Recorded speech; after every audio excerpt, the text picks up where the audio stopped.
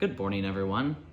May started off with the Met Gala on May 4th, where Jeff Bezos and his new wife Lauren Sanchez were top sponsors and honorary chairs of the event. Multiple big names like Zendaya did not attend to the event, likely due to the couple's involvement.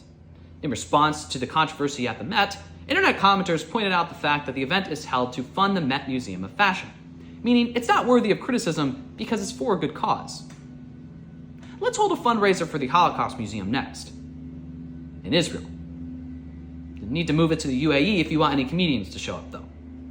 The IOC lifted its ban on Belarusian athletes recently for the 2028 Olympic Games, though Russian athletes must still participate as neutral individuals due to the Russian Olympic Committee's ban.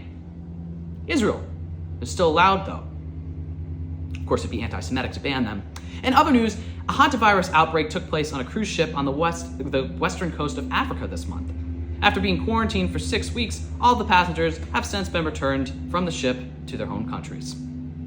This comes along with a recent outbreak of Ebola in multiple African countries as well.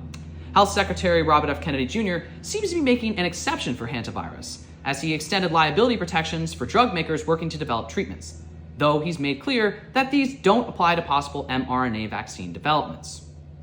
Who needs a vaccine anyway?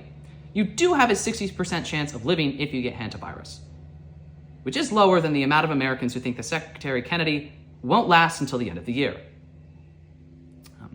On May 21st, Stephen Colbert hosted his last episode of The Late Night Show with Stephen Colbert. CBS says that the show was canceled due to financial reasons, though people find that hard to believe given the president's one-sided beef with the late night host. You've got to hand it to Trump, though. This is the most relevant late night's been in over 10 years. In other entertainment news, one of Amazon's top shows, The Boys, concluded its final season last week, leaving fans discouraged due to the final season's poor pacing and over-reliance on overused gag jokes. I mean, who really needs a fictional show about a vain and insecure man thinking he's God when you have reality?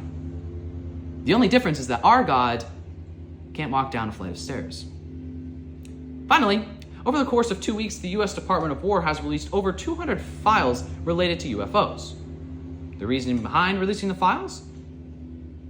Well, you already forgot about the other files already, didn't you?